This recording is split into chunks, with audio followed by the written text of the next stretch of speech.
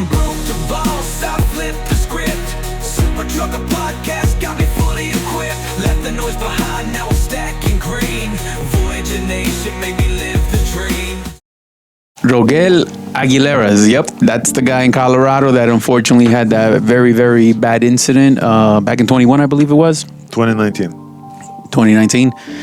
He lost those brakes in Colorado and unfortunately just fucking crashed right into a bunch of into park traffic. Yep. So basically, back in 2019, 5 million people, including the whole trucking community, stood up for a guy.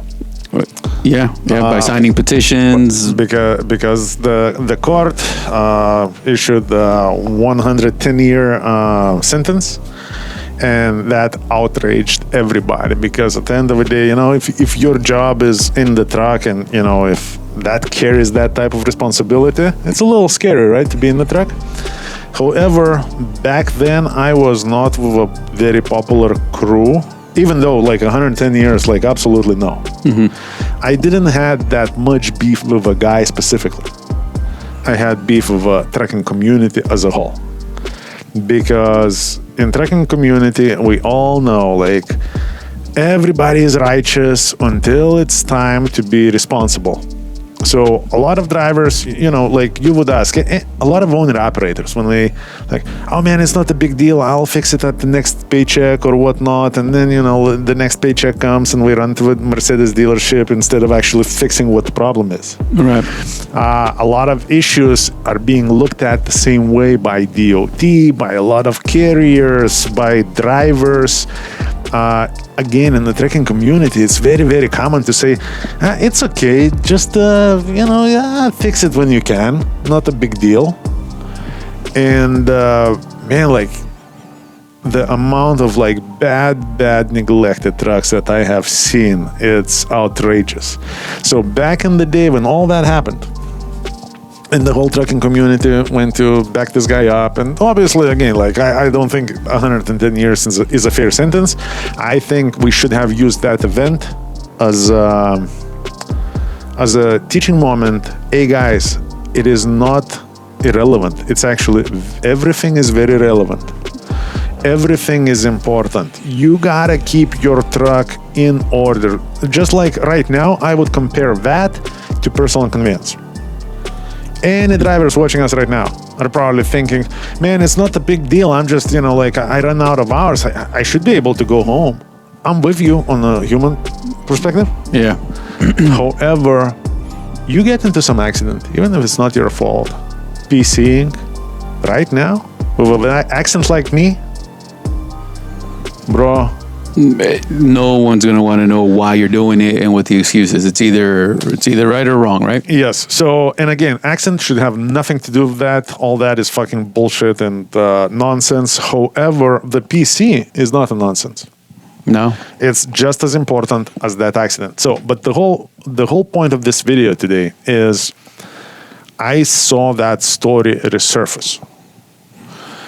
And when it resurfaced, all of a sudden, all that same trucking community that was backing this guy up, today everyone is screaming, immigrants are killing Americans.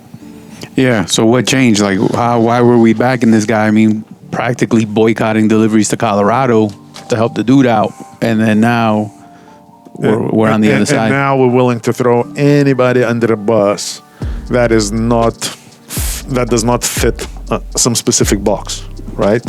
And again, I'm totally despising this whole ideology. I do not think that has any room in trucking community as far as American immigrant, yada yada yada. We all have to be professionals in this business. But one thing that just really, really hit me was that the same people that was going out of their way to sign the petition, to say something, to do a bunch of TikTok videos and everything else, right now would bury this guy alive instead of actually looking into the problems. So I suggest to look at everything at its real value, what the problem is, right? Back then, I believe there was a cultural issue, not Spanish cultural, not Cuban cultural, trucking cultural. And right now, like, all of you can, type in the comments how full of shit I am. None of that matters, because you and me, we both know. If your windshield cracks, are you just gonna straight to fix it, or are you just gonna fix it when you get there, when it's gonna be convenient, and so on? We both know the answer to that question. Let's say tires, right? Every time we have amazing trailer maintenance program. By far, probably the best in the country, I would argue. $50 a week is buying you maintenance-free trailer. So tires need to be replaced. Brakes need to be replaced.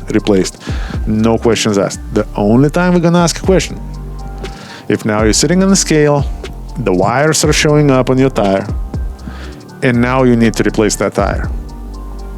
That's when we're gonna ask a question, because that conversation had to happen a week ago, maybe 2 weeks ago. Yep. We should never get to the position of where this is happening. And now, obviously that's an uncomfortable question. And based on your experience, what time of the day that phone call is happening? Not that phone call, let's say, just on the scale, because on the scale, nobody can control that.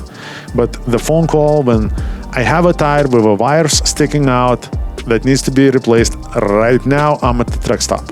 Yeah, that's at the end of the day. That's 5 p.m. Yeah, going down for his 10, possibly. Every single time. So see how quickly we went from safety to convenience? Owner-operator partnership is very real. I got tons of guys who are making $4,000 take-home. Learn how you can do that by giving me a call at 863-342-5171. We are conveniently located in Lakeland, Florida. We are a Florida-based trucking company that is here to provide you resources to be successful. So once again, it's 863-342-5171. Yeah, I mean, and then you have that, and I don't mean to switch it off topic, but then we go to just basic logic. Like we criminalize carriers for accepting this and all of that. But the newsflash is this, guys. No one here is giving them their CDLs. They're getting these tests from a state. So if you really wanted to just stop this, stop issuing these tests in Spanish, Chinese, or whatever flavor you want at the state level. I have some major beef with that, because nobody ever offered me a test in my native language. Yeah, so here we go. You had to take it. But here we go. Why do we offer that? And you can really just solve the problem there, and none of this is happening. Yes, and also I would say another thing. We promote that. So we create all these avenues, right? For example, who was I calling for? I don't know, something maybe like bank related or whatnot. Half of the messages you have to listen in Spanish. I don't speak a word in Spanish. A few words in Spanish. Vago, right? perezoso. Perezoso. Yeah. Pendejo. But outside of that, I don't speak no Spanish, but it's there, right? Yeah. I think in general, right now, based on what I've seen, just using that example alone of this individual in Colorado 5 years ago versus right now, and the reaction of the public then and now, I do have some concerns. Is that really just a language issue, or there is something else there? And what level of language is going to be required? Nobody really very clearly speaks on that. I saw a video today where the individual who did the video said, apparently there is some guidance that came out already, but it's not set in stone guidance. Mm-hmm. So we're gonna make you to read the signs. Okay, I think that's just fair. Everybody should be able to read the signs, right? Yeah. In general, I think if you're driving a truck in America, man, you gotta speak. Well, I just want to say that it doesn't matter if it's a truck. or if it's a freaking four-wheeler, you got to be able to read the signs. If you're going to go all the way. Absolutely. Like, if you can't read fucking stop, then why aren't we targeting four-wheelers? Yes. And also, I think right now I've seen, like where somebody who potentially don't even understand too much about trucking or trucking safety pulls up FMCSA report and now points at an item without having any clue how did that item got there. And right away, it's because somebody is not American. Yeah, that's like you said, convenience, man, because like, man, I go all over the place, but just, I've never taken an Uber for whatever reason. You ever jump in an Uber? Hell yeah. All right. Yeah, I do use Uber. Let's say I'm assuming minimal conversation. I don't like to talk to strangers. So now is Uber Spanish drivers next? We're not targeting that because it's conveniently taking a lot of people places where they got to go, and you would be losing somewhat of a luxury and a convenience. Yeah. But that's just not a problem right now. Yes. So I think it just further non-solution of the non-problems. This is what we probably really talking about, because in reality, if we were talking about the real problems and real solutions, we would be talking about the culture. We would be talking about why is a PC has to be a battle every single time. Yeah. What's crazy is, to your point, that I think all these inspections and everything that's about to go down, it's going to all be, what's the qualification of the individual examining the guy if he can talk and read and write? DOT mechanic?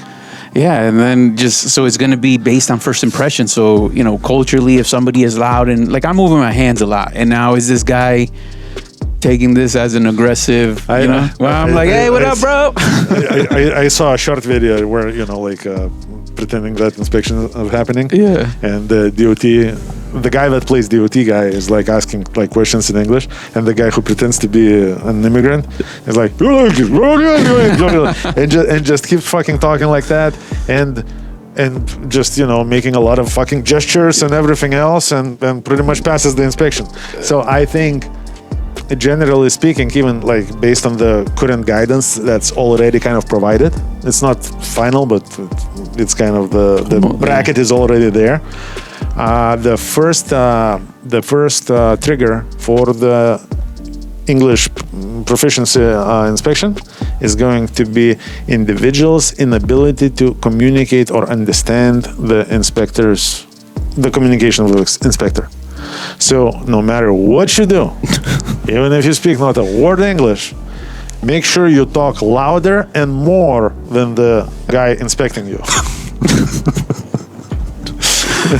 And this should be fine. Man, like, I know this isn't even supposed to be funny, but there's a lot of times, you have like somebody trying to talk to someone in Spanish, and then the American guy, all he does is he just talks louder as if now I will understand you. I know. And I'm guilty of that too. Like in Spanish, for example, like if I would go to vacation or something, let's say to Mexico, right? And like that just fucking human thing, man. Like what do you think? I learned Spanish? No idea. Yeah. So I'm just trying to like, okay, you're talking to this guy who obviously doesn't speak a word in English, and you don't speak a word in Spanish. You're not gonna start fucking calling people perezoso there, unless you want to be fucking chopped up somewhere. But everybody's like, yo, why is that fucking maniac screaming by the pool? and now you're just trying to explain it like, yo, bro, bring me another mojito. Oh, man. Bottom line is, leave everybody alone, man. I'm sure we got bigger problems than this to be facing.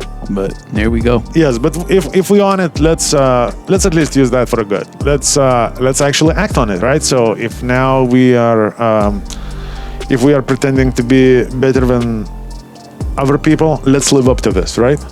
How about the rules are written in English, right? Make sure that personal conveyance rules better than me, because that's an expectation. Yeah, and know the rules. Really understand the rules, because like what happens is, I feel that people would read the rule, but then they sprinkle their emotional, personalized situations to it, and we start to justify. Because it's them, and because it's now. I can guarantee you, like that same, man, like how many like accidents happened here, right? With American born and raised drivers. No, yeah, because even the personal conveyance, man, here's what happens, flat out. You got the driver talking to owner-operator, driver talking to dispatch and safety, right? And everybody talking about it, blah, blah, blah. He has enough skill set to convince them that it's within reason because of his personal stuff or whatever. Everybody agrees. Everybody's just playing office. Nobody's doing shit because at the end of the day, when DOT comes in that audit, that's when the real pain fucking comes. And not just that. I've seen PSP after PSP right there. Misuse of personal conveyance. And it's listed exactly. Driver picked up here and went to the delivery. So nobody is getting away with anything. All it's going to take, guys, is that unfortunate situation of something happening. And you just gave them a lifeline for a deeper problem. Especially right now, because what I would want to say, like, don't become a useful idiot. Because right now, because the trucking community is divided by the right people and the wrong people, right? Remember, all those issues you scream about, pointing at the other guy, is gonna turn around. And you will be held accountable for that. So don't think that some little Mexican getting into some deep shit because accidents happen, right? And just because, let's say, he's unable to fucking read and write Shakespeare. And now, if you're gonna get into that same situation, and you're like killing it, with Shakespeare and everything, that same set of rules will be applied against you. But now we're exposing that, pointing at the other guy. So it's easier. It's better somehow. We're a little bit more righteous. Yeah. So, shut the fuck up, because at the end of the day, we all won. We all trucking community.